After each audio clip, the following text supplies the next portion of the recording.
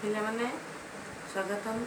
ଆମେ ସେଦିନ ସରୋଜିନୀ ନାଇଡୁଙ୍କ ବିଷୟରେ ବହୁତ କିଛି ପଢ଼ିଥିଲେ ଏବଂ ଏହା ପଢ଼ିଥିଲେ କି ସେ ସବୁବେଳେ ଛୋଟବେଳେ ଏକୁଟିଆ ବସୁଥିଲେ, ମନକୁ ମନ କ'ଣ କ'ଣ ସବୁ ଭାବୁଥିଲେ ଏବଂ ଯାହା ମନକୁ ଆସୁଥିଲା ସେ ଲେଖି ପକାଉଥିଲେ। ଗଛ ଲତା ସବୁବେଳେ ସେ ଚାହୁଁଥିଲେ।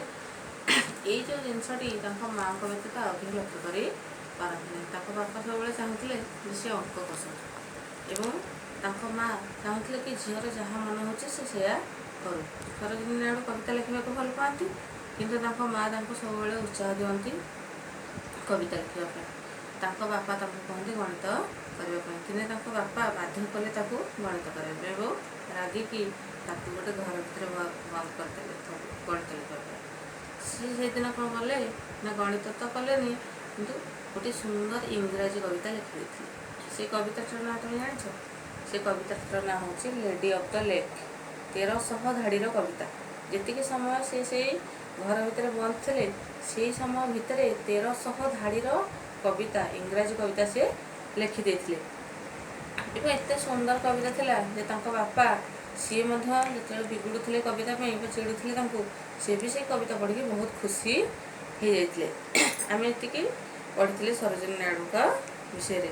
ବହୁତ ସୁନ୍ଦର ସୁନ୍ଦର କବିତା ସେ ଲେଖନ୍ତି ଏବଂ ସେ କବିତାକୁ ମଧ୍ୟ ସୁନ୍ଦର ଭାବରେ ସେ ଆବୃତ୍ତି କରିପାରନ୍ତି।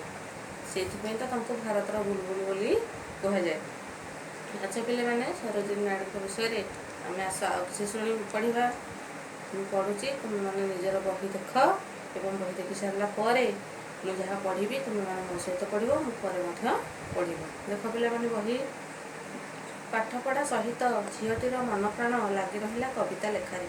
ବଡ଼ ହେଲା ପରେ ସତକୁ ସତ ସାରା ପୃଥିବୀରେ ନାଁ କଲା। ଏବେ ତାଙ୍କ କବିତା ସ୍କୁଲ କଲେଜରେ ପଢ଼ା ହେଉଛି। ତାଙ୍କ ଲେଖା ପଢ଼ି ଲୋକେ ଆନନ୍ଦ ପାଉଛନ୍ତି। ଏହି ନାରୀ କବିଙ୍କର ଇଂରାଜୀ ଭାଷାରେ ବେଶ୍ ଦକ୍ଷତା ଥିଲା। ଇଂରାଜୀ ଲୋକମାନେ ମଧ୍ୟ ତାଙ୍କ କବିତାକୁ ପ୍ରଶଂସା କରୁଥିଲେ। ତାଙ୍କ କବିତାରେ ମୁଗ୍ଧ ହୋଇ ତାଙ୍କୁ କହୁଥିଲେ ପ୍ରାଚ୍ୟ ଜଗତର କୋକିଳ, ଆଉ କେହି କେହି କହିଲେ ଭାରତର ବୁଲବୁଲ। ଏହି ମହିଳା ଜଣକ ହେଉଛନ୍ତି ଭାରତର ଲୋକପ୍ରିୟ ନେତ୍ରୀ, ସ୍ୱାଧୀନତା ସଂଗ୍ରାମୀ ସରୋଜିନୀ ନାଇଡୁ। ସରୋଜିନୀ ନାଇଡୁ ଗୋଟିଏ ମଧ୍ୟବିତ୍ତ ବଙ୍ଗାଳୀ ପରିବାରରେ 1879 ମସିହା ଫେବୃଆରୀ 13 ତାରିଖରେ ଜନ୍ମଗ୍ରହଣ କରିଥିଲେ। ତାଙ୍କର ପିତା ଅଘୋରନାଥ ଚଟ୍ଟୋପାଧ୍ୟାୟ ଓ ମାତା ବରଦା ସୁନ୍ଦରୀଙ୍କର ସନ୍ତାନମାନଙ୍କ ମଧ୍ୟରେ ସେ ଥିଲେ ସବୁଠାରୁ ବଡ଼। ସରୋଜିନୀ ହାଇଦ୍ରାବାଦର ଜଣେ ଡାକ୍ତର ଗୋବିନ୍ଦରାଜୁଲୁ ନାଇଡୁଙ୍କୁ ବିବାହ କରିଥିଲେ। ବିବାହ ପରେ ସେ ନିଜ ନାଁ ଲେଖିଲେ ସରୋଜିନୀ ନାଇଡୁ। ଆଚ୍ଛା ପିଲାମାନେ, ମୁଁ ତ ପଢ଼ିଲି, ମୋ ସହିତ ତୁମେମାନେ ବି ପଢ଼ିଥିବ। ଆଉ ଥରେ ଦେଖ। ପାଠପଢ଼ା ସହିତ ଝିଅଟିର ମନ ପ୍ରାଣ ଲାଗି ରହିଲା କବିତା ଲେଖାରେ। ବଡ଼ ହେଲା ପରେ ସତକୁ ସତ ସାରା ପୃଥିବୀରେ ନାଁ କଲା। ଏବେ ତାଙ୍କ କବିତା ସ୍କୁଲ କଲେଜରେ ପଢ଼ା ହେଉଛି। ତାଙ୍କ ଲେଖା ପଢ଼ି ଲୋକେ ଆନନ୍ଦ ପାଉଛନ୍ତି। ଏହି ନାରୀ କବିଙ୍କର ଇଂରାଜୀ ଭାଷାରେ ବେଶ୍ ଦକ୍ଷତା ଥିଲା।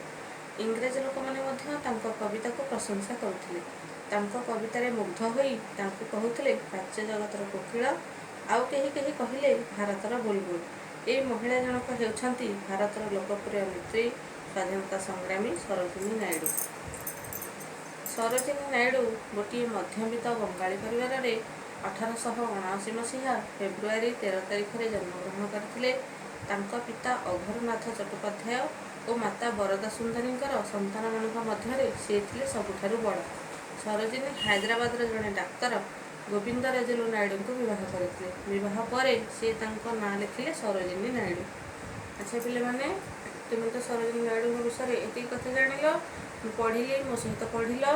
ଆଶା କରୁଛି ଏଇ ପାରାଟିକୁ ତୁମେ ଘରେ ଆଉ 2-3 ଥର ପଢ଼ିବ। ପରବର୍ତ୍ତୀ ପିରିୟଡ଼ରେ ଆମେ ସରୋଜିନୀ ନାଇଡୁଙ୍କ ବିଷୟରେ ଆଉ କିଛି ଅଧିକ ଜାଣିବା। ଧନ୍ୟବାଦ।